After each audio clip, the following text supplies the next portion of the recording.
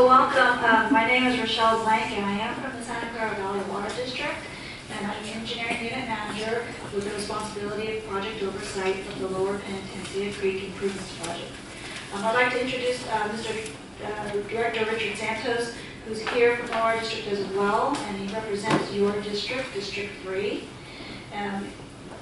In addition, we have some City of Milpitas staff. We have Jeff Monita, who's a Director of Public Works, Steve Machida, who's Principal Civil Engineer, and Glenn Campy from our City's Public Works Utility section, as well as Marilyn Nickel, an Associate Utility Engineer. Director Santos, would you like to say anything?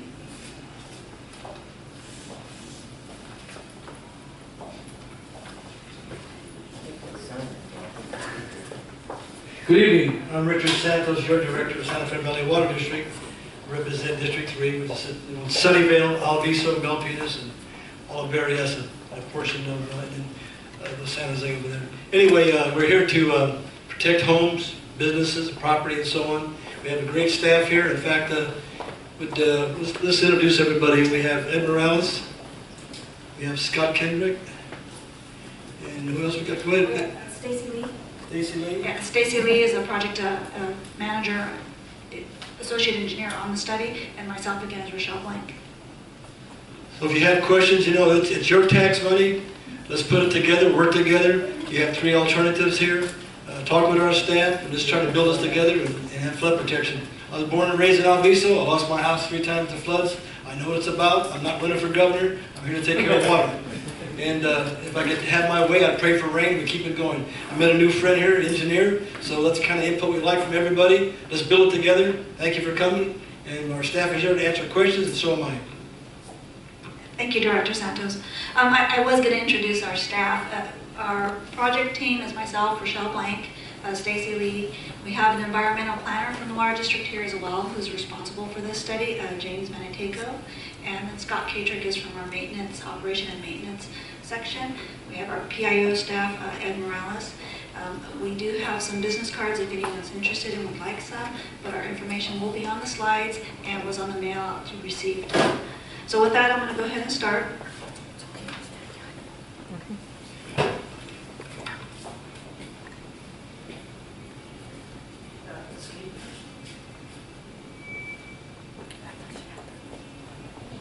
Touchy buttons. All right, so at tonight's meeting, our intent is to just share with you information about the Lower Penitencia Creek Improvements Project and solicit your feedback on the initial planning level of alternatives. Our agenda is to give you a little information about the Water District and then go ahead and jump into the Lower Penitencia Creek planning study efforts. We'll discuss the study area, related projects in your area, why we're doing this project, the objectives, and go over 3 alternatives, our schedule, our next steps, and then we'll have time for questions and answers at the end. So the Santa Clara Valley Water District is here to serve you. The mission of the district is to provide Silicon Valley safe, clean, reliable water for a healthy life, environment, and economy. The Water District is one of very few water agencies that manages both water supply and flood protection while also serving the stream stewardship role for maintaining healthy creeks and ecosystems. We provide wholesale drinking water to water retailers and manage the groundwater basin, and this is for the entire Santa Clara County. We serve 2 million people. This is not only residences but commuters that come into your area. It includes 15 cities. We serve water to 12 water retailers, and we have 4,700 direct well water users.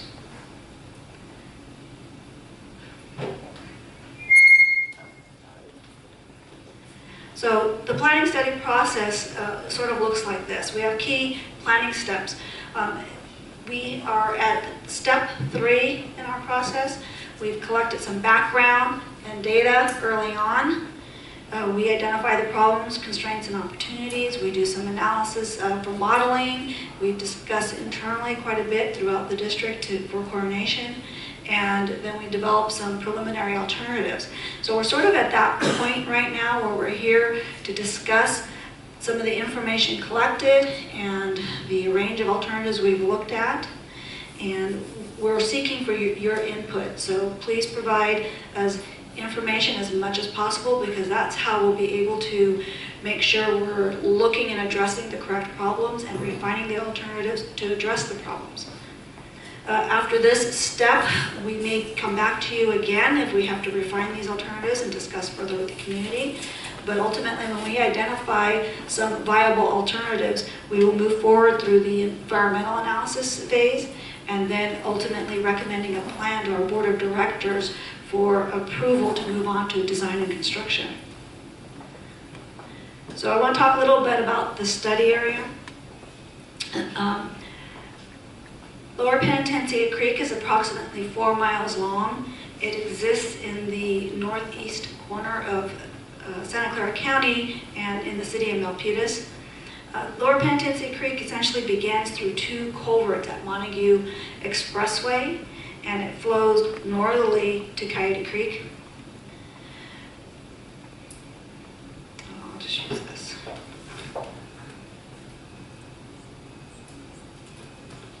The back button doesn't work too well on this remote. So the red creek is Berryessa Creek, and it drains your mountainous area. It's your major tributary, and it flows into Lower Penn Creek, and both Lower Penn and Berryessa eventually flow into Coyote into the bay. There are 3 ongoing projects right now being conducted by the district in your area.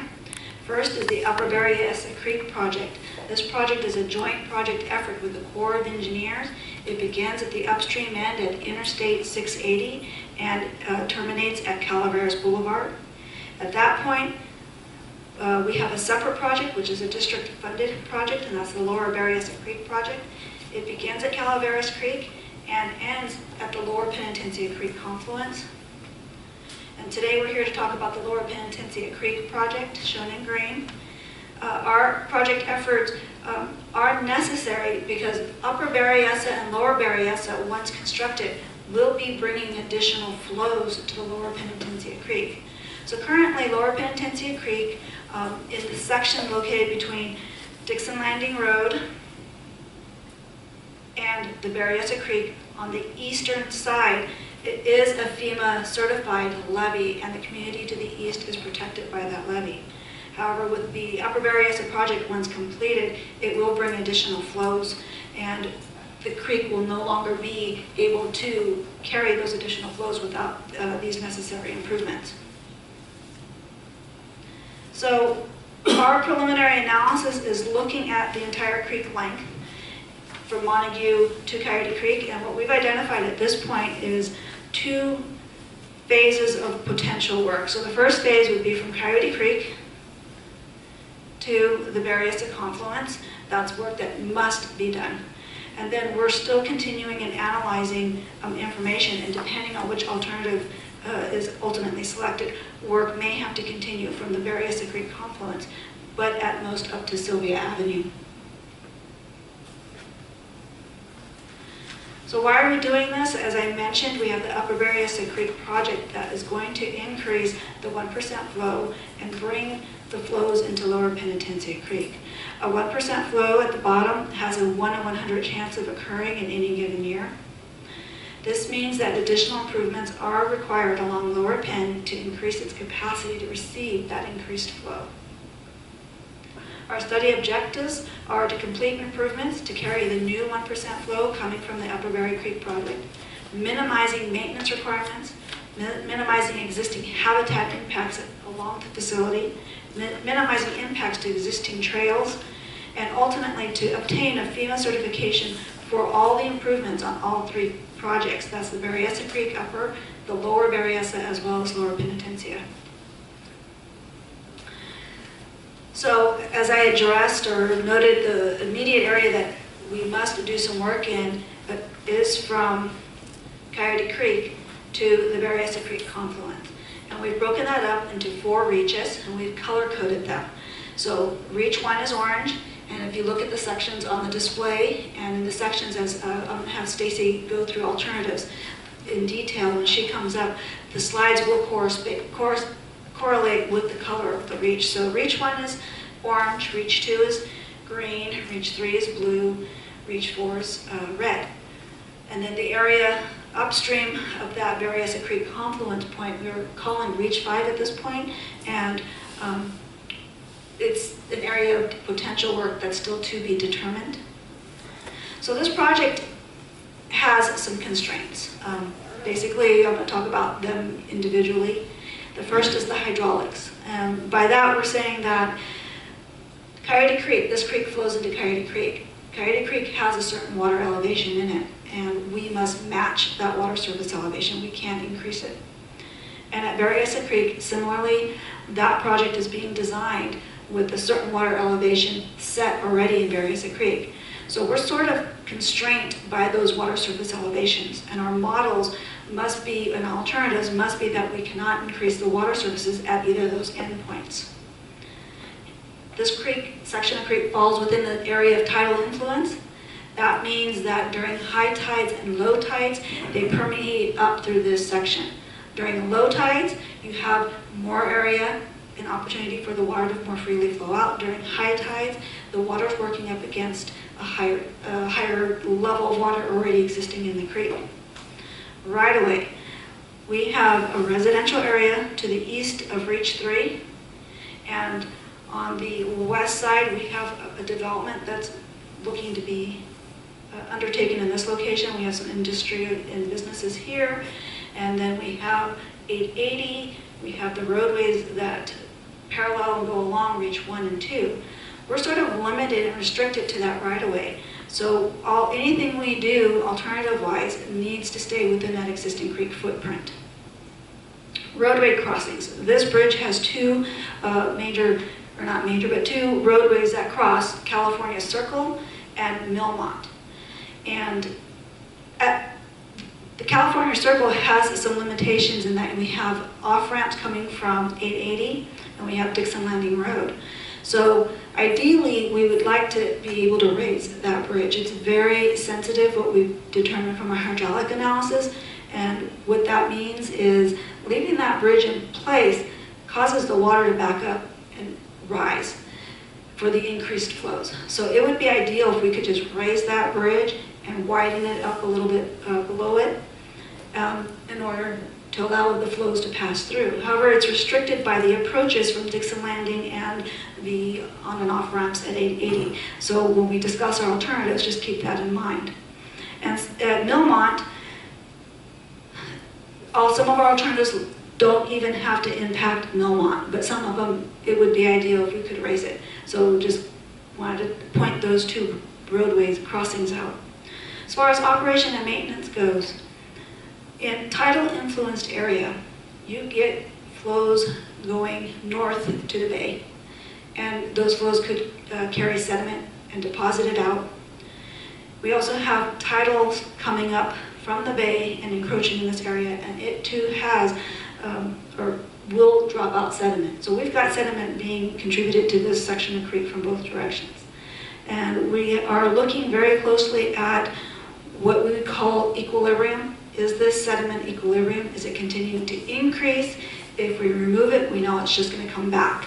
So can we design something through here that will leave the sediment in place in an equilibrium? And again, we've got existing vegetation that's through here, and that kind of leads me into the agency permitting, in that anything we do, the sediment that we remove, the vegetation we remove, it just becomes more of a headache to get our permits to do any work. And in addition to, in combination of both of those, we want to limit the amount of operation and maintenance our maintenance staff has to do out there. There's a life cycle cost associated with the project, and we are looking at, can our crews come out every single year? If the sediment's in equilibrium, how often do they have to come out? What is it they would have to maintain? So those are all factors in this study. The biggest factor is the time to complete this work. As I mentioned, we have two projects on Lower Berryessa and Upper Berryessa, and VTA is in the area as well, building the Silicon Valley Rapid Transit section or connection. So VTA would really love these projects to be complete right when they're complete, so it can be protected. So that is our scheduled constraint, is trying to get these 3 projects built hand in hand with the VTA's timing. So we've looked at many combinations of different ways that we can convey the flow through the system. And we've developed more than 20 types of alternatives. We compared them all to the constraints. We really didn't look at cost at that time. We were really looking at the constraints to kind of get a window of what could we really do with all of these. Each one factors in.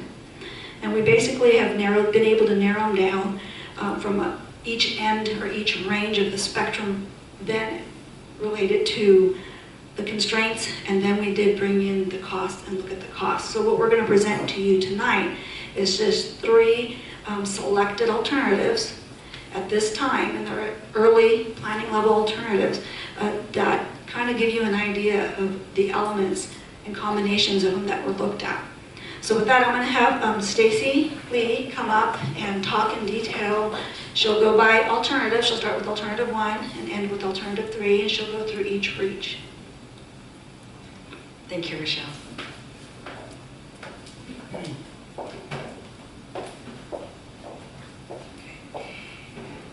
Like Rochelle said, I will be presenting 3 alternatives to you today.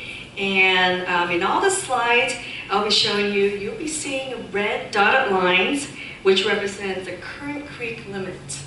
And in some slides, you'll be seeing a thicker blue dotted line, which represents the creek limits after the project is constructed. And all slides are shown looking in the direction of flow. I will start with alternative 1, which is the one with the fewest improvement elements. Shown here is Reach 1, which extends from Coyote Creek to Highway 880. In this alternative, we are proposing to raise the left levee, and as you can see, this will increase the creek limit to the left, as shown here with the thicker blue dotted line. Oops, sorry.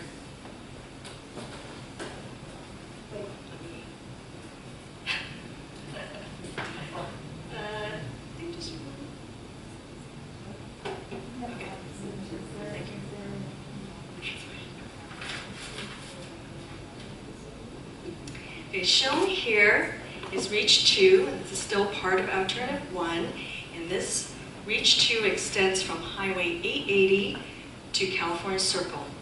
And we are proposing in this reach to add a new flood wall on top of the existing left levee and replace a part of the existing right bank with a floodplain. As you can see, this will increase the creek limit to the right, as shown in the blue dotted lines.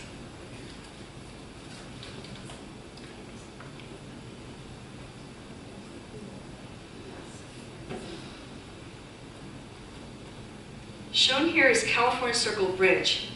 In this alternative, we are proposing to open up the channel underneath the bridge by raising and lengthening the existing bridge and by constructing a new floodplain underneath to increase capacity.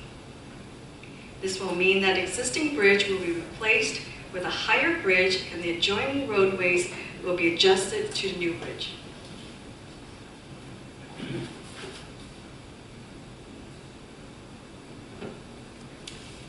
Shown here is Reach 3, which extends from California Circle to Milmont.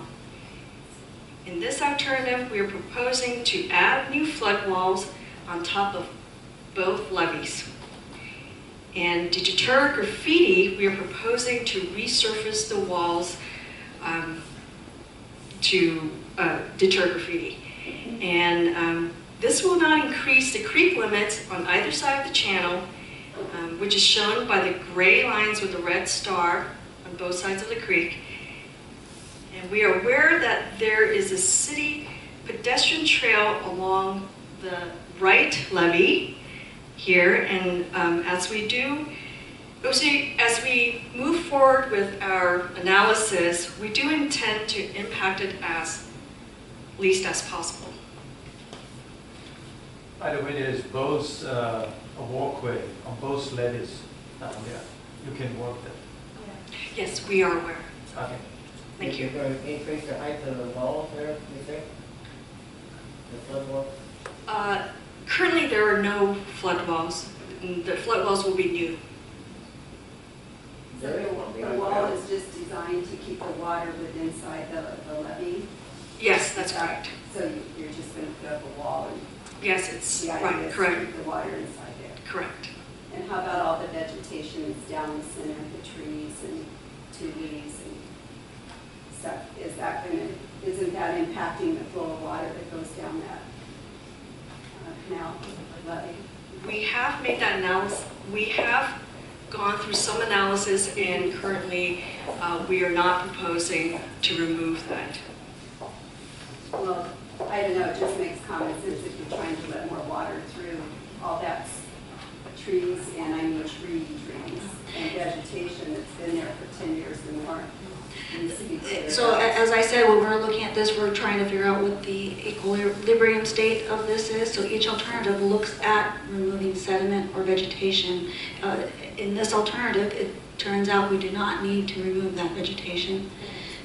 So as she goes through, I'm going to go ahead and let her finish all the alternatives, and we can hopefully answer questions by the time we get to alternative 3. So in this case, the existing channels would remain as is. We're just proposing the flood walls on top. And part of that reason we were able to accomplish this is by raising the California Circle. Thank you.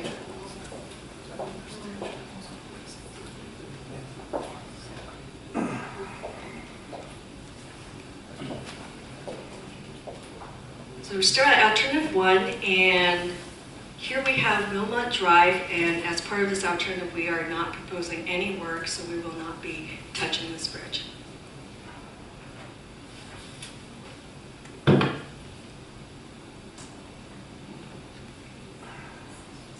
Shown here is Reach 4, which extends from Millmont Drive to Bearsy Creek Confluence. In this alternative, we are proposing to construct new flood walls on top of both levees. And we are also proposing to remove sediment and vegetation to the bottom of the channel to increase capacity. And once again, this will not increase the creek limits to either side. And this concludes the improvements proposed by alternative 1. And we will now go to alternative 2 in the next slide.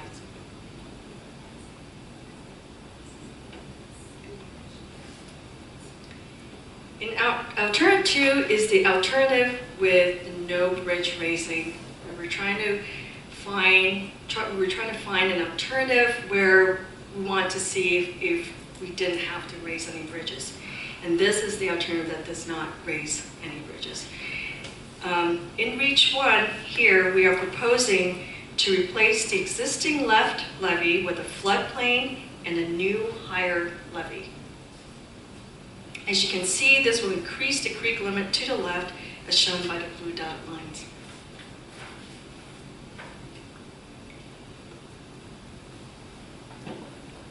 In Reach 2, we are proposing the same improvement as alternative 1. We are proposing to add a new flood wall on top of the existing left levee and replace a part of the existing right bank with a floodplain. And similar to alternative 1, this will increase the creek limit to the right.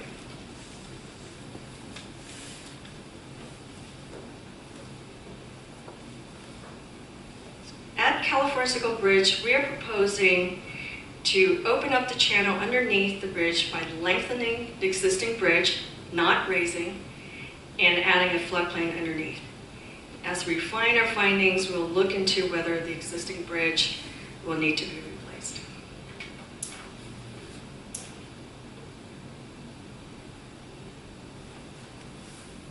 In Reach 3, we are proposing the same improvements as in alternative 1, and we are proposing to add new flood walls on top of both levees.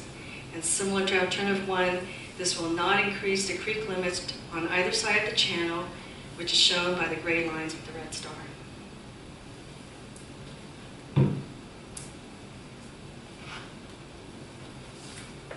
At Belmont Drive, we are proposing to open up the channel underneath the bridge by lengthening the bridge and adding a floodplain underneath.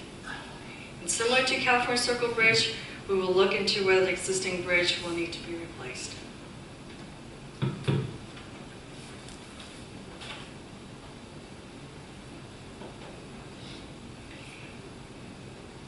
We are now at Reach 4, where we were proposing to construct new flood walls on top of both levees. And we are also proposing to remove a portion of the sediment and vegetation that are in the channel in this reach. Compared to alternative 1, this will lessen the maintenance that is needed in the future. These improvements will not increase the creek limits to either side of the channel. And this concludes alternative 2 improvements, and I will start alternative 3 in the next slide.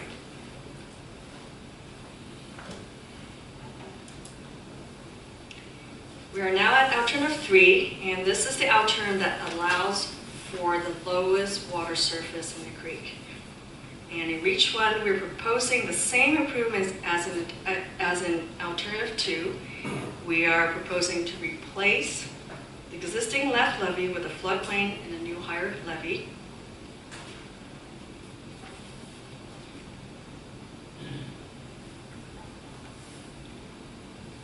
In Reach 2, we are proposing the same improvement as in alternative 1 and 2, and we're proposing to add new flood wall on top of the existing left levee and to replace a part of the existing right bank with a floodplain. Similar to alternative 1 and 2, this will increase the creek limit to the right.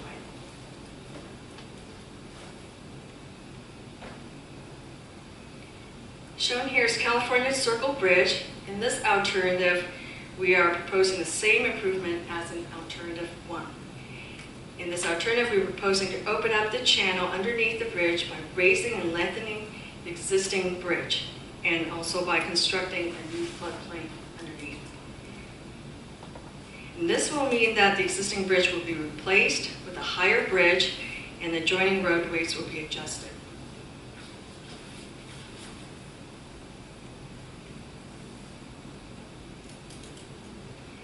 In Reach 3, we are proposing to replace the existing left levee with a flood wall. This is a little different from the other alternatives. This allows us to develop an open floodplain to accommodate increased flows.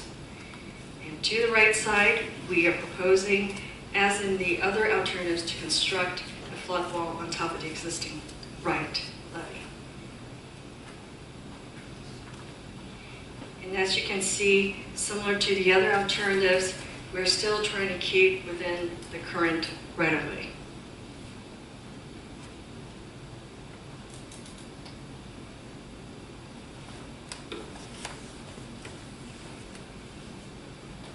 Here we are at Millmont Drive Bridge, and here we are proposing to raise the existing bridge. So in this alternative, it's different from alternative 1, where we said we proposed no work. In alternative 2, we said we were proposing to lengthen the bridge. In this alternative, we are proposing to raise the existing bridge. And this will mean that the existing bridge will be replaced with a new bridge, and the adjoining roadways will also be adjusted.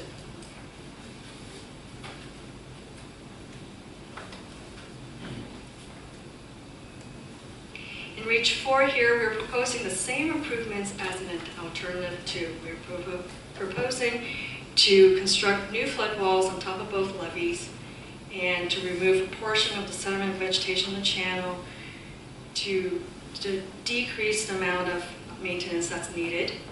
And compared to alternative 1, this will lessen the amount of maintenance that's needed in the future. And like the other alternatives, this will not increase the creek limits to the other side of the channel. And as Michelle mentioned earlier, we are only discussing reaches 1 through 4 currently because we're still analyzing the potential future reach 5. And work beyond this limit is still being identified. I will now hand the presentation over back to Michelle. So the cost range of these alternatives, alternative 1 is estimated at 17.5 million. Alternative 2 is 21.5 million. And alternative 3 is 32.5 million. And as Stacy noted, alternative 3 does have the most work in terms of the bridges, and that's why the cost is higher. Alternative 2 looks at widening or lengthening underneath the bridges, and that's why it's in the middle. Alternative 1, we're not touching Milmont at all. In regards to the vegetation and sediment in the channel, I just want to repeat that it's really important to us to not develop or put us in a situation where we're having to be out there every single year. How can we improve it and keep the channel in equilibrium? The sediment is going to come. We have models that will, in further analysis, to do on what we call sediment transport, determining how that sediment can move through here. Is it at equilibrium? So those are all still factors we're looking at. And I know it's hard for someone to see sediment and vegetation in a channel and not really think it can flow through there. But some of these open up a floodplain on either the west or east side that allows for that extra capacity. By not impacting the sediment and vegetation, the resource agencies, the regulatory agencies are more likely to work with us on permitting this to be constructed in place. The more impacts we have to removing sediment and vegetation, the more they're going to expect us to put in somewhere else. So we're just trying to find a really good balance. Talk about the schedule a little bit. This really began at the end of 2012 in data collection. And like I said, we've really looked at a lot of combinations with the elements here. And there are still a lot of alternatives that we can easily bring back. We just wanted to introduce to you this evening 3 of those alternatives and hear feedback and hear your thoughts on problems we may have missed, unaware of, and other ideas you may have, that we actually may not have thought of. But our alternatives are just a combination of these features: removing vegetation, removing sediment, adding flood walls, opening up on a floodplain. Except in Reach 3, we're the most restricted. We really try to stay within that existing footprint. It's going to be very difficult for us to come up with funding to buy up a whole row of houses, and with the new development as well. So the planning is just, we're about what we call early in the conceptuals, which is midway. We still have environmental analysis to do and further outreach. So we expect that to go on into next year. And once we're successful in getting our environmental analysis complete, a public hearing on it, and the pretty much certified EIR, we can get permission to move on into design. And through the design period is when we'll approach the resource agencies for permits. And we're estimating construction to occur at the midway of 2016 through 2017. The work can be phased. That means some of the work that doesn't belong, or that wouldn't occur in the channel, could still occur in 2018 outside of the channel. So basically the schedule there. Our next steps, continue working with the city. We have been meeting with the city. We've met a couple of times and just discussed some feedback and their concerns. Continue working with the community, you. Refine these alternatives based on continual feedback and information you can provide us and comments that you have tonight. And then begin, hopefully, our environmental analysis sometime in the near future. This project, we do have a web page on it at valleywater.org. It's actually under the flood protection heading, and it's Lower Penitencia Creek improvements. We also have a way you can reach out to us. It's called accessvalleywater.org. It's on the home page, shown on the right, and you can easily log in and email us with any questions. I think you were provided a handout tonight that shows you the steps on how to get through to log any questions you may have. And with that, I think now we're ready to open up to any questions or comments you may be able to provide us. The Penitencia Creek parallels Abbott Avenue, and they have a wall on both sides and a roadway on both sides inside the creek. They have the creek, the roadways on both sides, both levees, and then the wall. Are you gonna take the roadways out? Is that what you're gonna do? And raise the wall? And Abbott, Further upstream. it's further upstream. So right now, as I said, we're still looking at from Lower Berryessa upstream, and depending on which alternative is selected, we'll decide on what further work has to continue upstream. We're actually upstream, we're looking at a lot of things, off-stream storage maybe. We just hadn't gone that far. We said, we know that right now with these alternatives, the water surface, it looks like it is increasing to Sylvia. We're still waiting for some final adjustments here to really figure out where. But that would be the next phase of work. And it's not as constrained in this time schedule for PTA as the slower part. So right now we're focusing on the slower part. So we can return, or I can follow up with you after with more detailed information in that area.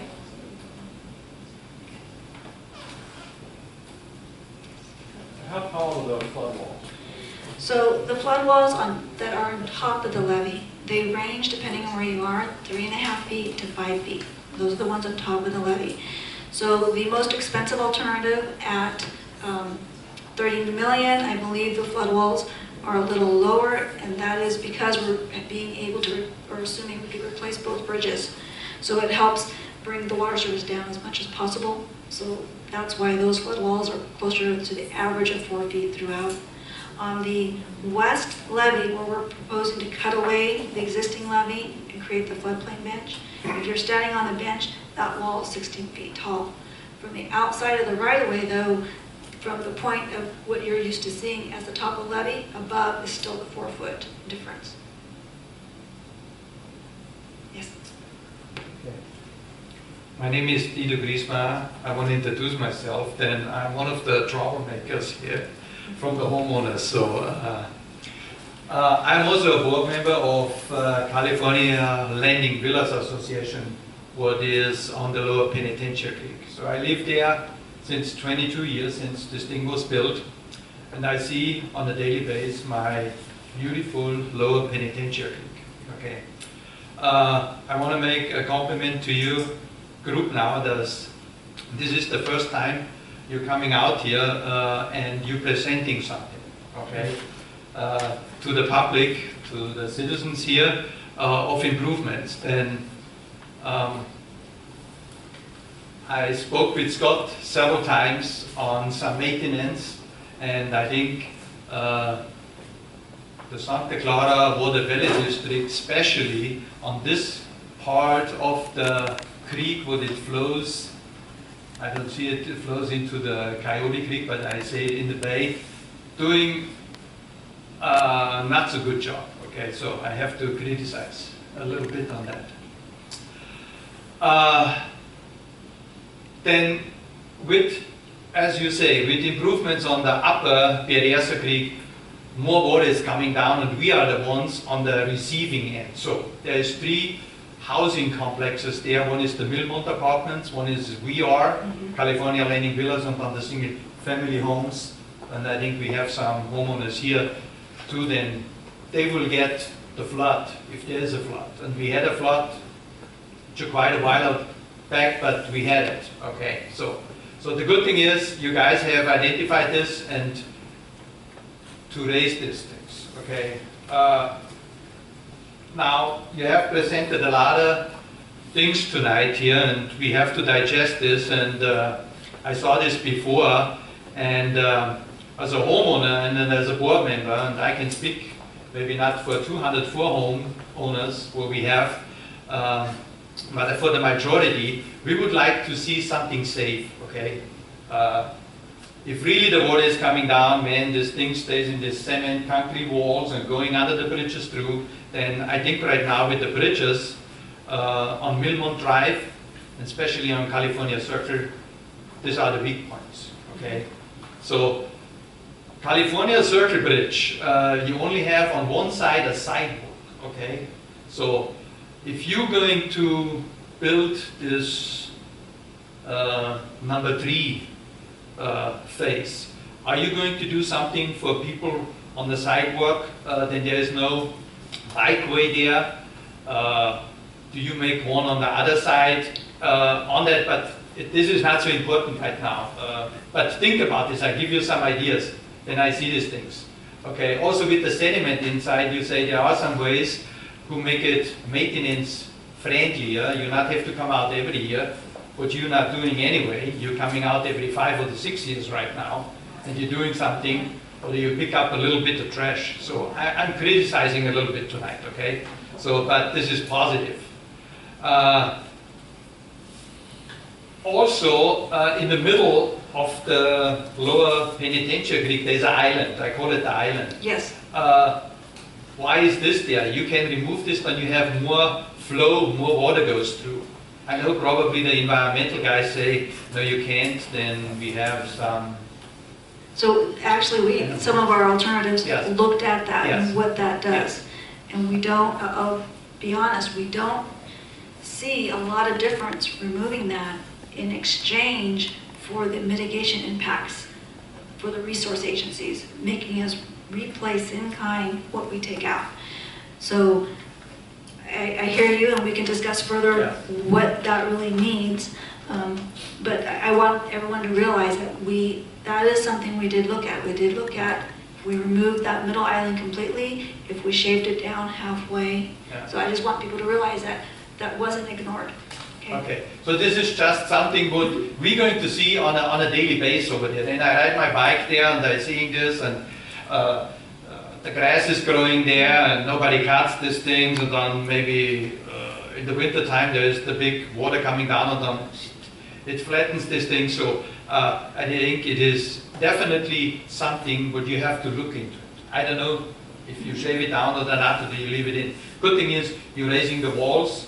As you told me before about graffiti, there's a lot of things going on. They're spraying on every cement wall here. Not so bad like maybe in Oakland, but you say there's some... There's some anti-graffiti Yeah. textures that can be That applied would to be the great, walls. that would be great. So here are some points, and I think since you present this as the first time, I'm sure there will be maybe no one Yes, of the we two will have other meetings correct. here, and I can forward this information to our association, to our homeowners, what they think about it. I think they like it, you know, with the cement wall up there and all the other things what you're going to do. Especially when we hear about, you know, with the sediments, okay? This is something what restricts. Now, one thing I want to mention, and I don't know if you're aware about, but I hear tonight is Jeff Muneda from the city of Milpitas here. I don't know who is this gentleman. Oh, Here, sir. okay. I have spoken with him on the phone here. There is, on the lower Penitencia Creek, how to say, a storm drain, I would call it. A huge 3x3 concrete channel coming down the hills, okay? So in the winter time, this thing is floating quite heavily, and this merging 90 degrees into the Penitencia Creek, okay? So they have a pump station there, but is not adequate also, so be aware about more water will coming down the hill on these things. I don't know if you know this or Yeah, not. it is part of our analysis. Okay, It's modeled in. great, wonderful. So I think that's enough for me for tonight. I did want to add that, you know, our presentation, we have a small handful here compared to our mail out. And if you know neighbors or your associations that are interested, we will post the PowerPoint online at that Lower Penitencia Creek webpage for you to share. Feel free to contact us. That's what we're here for, is to sit with you and explain these alternatives. Even if we come to your homeowners association, if you have a meeting and there's people who couldn't be here tonight, but those meetings are more convenient, we're willing to come and sit and talk through these even further. So. Well, my problem is FEMA. Originally it was like $400 a year, then it went up to $800, then it went to $1,100, then it went to $1,300, now it's $1,600 for me. And next year I suppose it's going to be higher yet. Well, it's done to put me in the poverty range. So I think I mentioned that all three projects, when constructed, would remove or correct those FEMA floodplain maps to protect, you show that the community is protected then from that. I've lived in my house since 61. The flood they had in '88 just came over the sidewalk. It's on Abbott Avenue. And it was up about 4 inches above the sidewalk, about a quarter way up the driveway. The bank of the Penitencia Creek overflowed. There was no wall there. It overflowed on both sides of my house, out to the street and down the street. There was a wall on Abbott Avenue where it goes to condominiums now. And so the water couldn't go that way. So the wall's down, they have condominiums there, and they have a holding lake in those condominium areas there. And on Maryland Avenue, they have a pumping station to pump Abbott Avenue off the street. Also, right behind Redwood Avenue, where it intersects with Abbott Avenue, there's a spillway street, a dedicated spillway street. There's no cars, it's all blocked off, you can't drive down it. The spillway street down to the freeway. So the freeway would have to be flooded also, completely, before it even gets to my house. And I can't even imagine that ever happening. And the amount of water in that flood didn't do any damage to my house at all. So I would suggest you talk with your city of Milpitas. I've done that so many times, the engineering. I even went to the vice mayor. So, as far as they're the ones responsible for the community rating system. They're the ones responsible to work with the community on community rating systems on the flood insurance program. So I don't know if someone from the city would like to address that, answer or question a little bit, or work with the gentleman after. Sure. I wrote a letter to Mr. Richard Santo way back in December 12, 2011 about this problem. So we can take a copy of that letter, or if you can provide us a copy, we can take it in and Take a copy. yeah, we'd love to do that. So. I met with him and tried to. Anything else? I have no question. When you talk about minimize future maintenance needs, can you explain a little bit more how you're going to achieve this, that the sediment doesn't come into the lower Penitencia Creek? What solution could be done, or some other things to minimize maintenance needs? Tree cutting, whatever it is. To minimize maintenance needs, Yes. that would be developing the floodplain areas and opening up underneath the bridges to allow more what we call flow area for the water to flow through. So in exchange for removing the sediment and the vegetation, we open up those floodplains, and it adds more area to the channel to convey that flow or pass that water. That means the vegetation can still remain if we open up those areas. But under the bridge right now, we have a lot of sediment. You have to remove this at the beginning if you change it. So if you that's- fix the bridge, right? That's part of our detailed analysis, and Yes. those will be built into guidelines, and we'll work with our maintenance department and identify where areas it has built up. With lower flow, sediment tends to drop out more naturally, and I don't know, Scott, if you want to address the buildup under the bridges. So Didier, one of the, you're right, if we replace bridges, we'll clean the channel out, and the long-term plan would be to allow the sediment to redeposit. As you see downstream of California Circle, there's a large, and what the term we use is it's a floodplain. So what's happening is that the geomorphology of the channel is saying that on its day-to-day use, it wants to be a smaller area to flow, and then the sediment drops out and creates these sediment bars. And as you know, you've seen it, and we've talked about this many times, the Reach 3 area has more or less stabilized. It hasn't changed a lot. Our agency did go in 5 or 6 years ago and took some sediment out. Actually, Stacy was the project manager for that project in maintenance. But we're using geomorphology principles to show that in this tidal influenced area, the creek wants to be a smaller size. You know, it's probably 15, 20 feet wide, but it wants to be really narrow, like a slough, just like a natural creek tidal area would be. And so this floodplain we're talking about developing is to leave the sediment and dirt in the channel to an elevation that more sediment won't deposit, and that we won't have to manage the floodplain. All we have to manage is the waterway, which we think, you know, our best technology tells us it'll maintain itself. So we'll look at keeping the vegetation intact, but what we're seeing is the current vegetation, we can work around it. The regulators want it in there, And so we're going to use this geomorphology, Geomorphology, Principles. sediment transport. right? And that we think that we can come up with a system that will keeps more or less self-maintained, that doesn't mean trash. Sure. There will be a little bit of vegetation management, but it'll maintain itself, but we have to make the sides higher, so we're adding flood walls in. So you also think when we have done the rain, winter time when it's coming, it washed this stuff, Well, a lot of things away, except maybe, I don't know, 2 feet stays down The here, right? floodplain will stay during that flood event, and that the waterway will be big enough to handle the 100-year flood. This is now the biggest concern of the homeowners when you talk to them. Okay, Right. you know, And this is so why I think. this system, so you have some very experienced engineers in the room, and this system is one of the more complicated ones in the county. When we're interfacing with the tide, it's very complicated. And so we have many years that we've been watching this. We've got data. We see that it's kind of stabilized. As you know, when 880 Bridge got constructed, it took all the sediment out. How long did it take to put itself back in? Less than 2 years. It went right back in. And so we know that we don't want to waste taxpayer dollars by opening the channel out and removing all that and building a smaller channel with lower flood walls, and then come back in 2 years and spend millions of dollars taking it out. So we're saying, we're not going to fight nature. Let's leave it where it wants to be. Which means we'll probably have to put up a little higher walls, but we're not going to come back every year and spend millions of dollars maintaining it. And I mean, you don't want that, and we don't want that. We want to spend the money somewhere else where other people will be protected.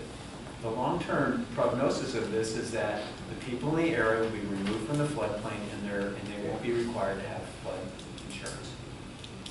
And that's our main goal, is to get this to the point where it's at that level, and then we can focus our efforts further upstream to continue to provide that benefit for people as we move up in the watershed. So if you ask me today, number 3, okay, with the $30-some million. Okay, Okay. I got your vote. Not yet, just Is this opinion. project going to eliminate the flood zone problem in the manor housing area? I'm not familiar where the manor housing area is. If you give me a street It's in number. All along Abbott Avenue. Reach 5. So Reach 5, there is, we'll have to do the whole analysis to see if you can see any benefits. Like I said, some of our work will likely have to go up at least to Sylvia. The extent of it is unknown still. But any work we do, we will adjust the FEMA floodplain maps to capture the work we've done. Part of the flooding in that area comes from upper Penitencia Creek. And it flows and goes parallel along Coyote Creek. So unfortunately, there's what we call a commingled floodplain. It's a floodplain that's kind of caused by several creek systems and are commingling. So I'd have to really go in further to look at the floodplain maps and the boundaries of each creek to see if your particular area is in a commingled or if it can be resolved with just a lower pen work. Question. So you are going to do some sediment removal in the part where it comes from Berryessa Creek, where it comes in there? Correct. So most of the sediment removal we are suggesting that has to occur is from the Berryessa Creek confluence to Vilmont Road. How about the trees that are along that this Penitencia? There's quite a few very, very, very large trees, not just, cap things and the cattails stuff and sediment. There's trees along there. I know last week they came and trimmed the grass. So when you hydraulically model, what we have to do engineering-wise, model the flows through the system, we have to assign a value to what exists in that system. The vegetation, the trees, the sediment. It provides, as you all know, restriction. So we give it in the model, there's standard engineering practices that assign a certain value to that vegetation. Those values have been assigned in our models, and it shows that the vegetation can remain.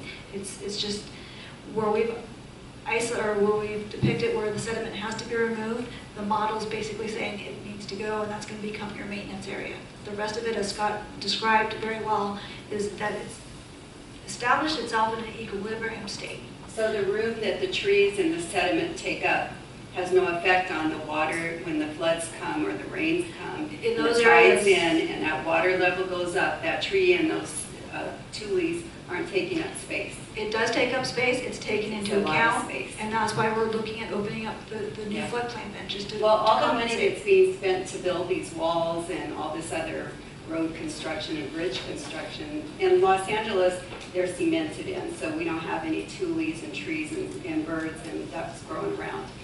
It just seems to me like if we spent money in cleaning this thing out and enclosing it to where the water can flow through it out to the bay, instead of building a wall and tearing up bridges and stuff, I don't know. It just seems like the sediment and the trees and the tules and everything else that has grown in there in the past 20 years is taking up a lot of the floodwater space. And it's causing flooding. Okay, duly noted. Yeah, you can. I'd like them to reevaluate the elevation stakes they have in the Manor area to make sure that with modern technology and the satellites and everything else, they should be able to come up with a very accurate elevation.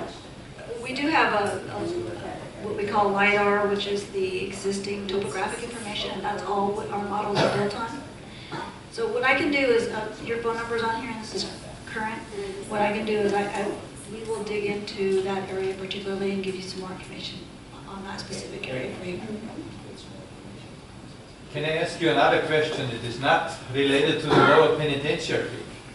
Since we are in a drought here, right, and you're managing the water for us here, have you made any decision so far, not official, that you're doing besides recommendation on water restriction, and you say to every household, do this and this and this, have you coming up, or are you thinking to implement some water restriction to the people here in the Santa Clara Valley now? So the water restrictions have to come from your water retailers. Okay. The district has made the recommendation that conservation is at 20, did it go up to 25? No, it's 20% to the water retailers. And it's really up to them to determine how they're going to enforce that. Our recommendations are based on our best engineering knowledge of how much we have stored in our underground aquifers, groundwater basins, and how we're bringing water in. We are looking at ways to bringing water in that we have banked outside of our county. So the district doesn't have the legality to say you must and be restricted to this level. We can only make the recommendation. You only can make recommendations. Correct. So how are Well, we the can- water usage right now? Are the people saving water or Yes, not? Yes. people in Santa Clara County, all of you, have done a good job. Good. That's good to hear. You should let them know about this. Maybe saving 5% or the 10% or the 20%. You know, I think this is not known. So there's a Okay. drought fact sheet that was You know. brought here tonight, correct? And we have a full drought web page dedicated. When you go to the valleywater.org, there is a, I don't know if we get to that page, there is a drought link about all the information that the district is currently doing on the drought. So I suggest that you go ahead and go to that link. They have we've assigned dedicated staff this year alone to address any drought questions or concerns. So I don't have the exact details. I have the understanding of what's reported to us on a weekly basis as we progress through this, and I can report on that. But that drought page is a day-to-day, up-to-date, and you're, like I said, I encourage you to follow up with the staff assigned for those, for that particular assignment to answer any questions you have. My next door neighbor is a copy of what he has to pay for flood insurance. It's $2,480 a year. He has to work 3 jobs to pay that. He's got a big family, and he's working hard. I'll let you have this piece of paper. He gave it to me. You can have it. Thank you. Well, we are aware That's of, unfair. That's unfair. FEMA is charging way too much money for flood insurance. it has a lot to do with the risks and the occurrences that have occurred, in Katrina. There's as no a risk. result of that. I say there's no risk, period. I can't believe that we'll ever have a flood. I can't believe that 880 will ever be underwater. Wrong. I can't believe it. Part of that has to do with tidal influence coming up, but, You can't roll the dice. You can't do that.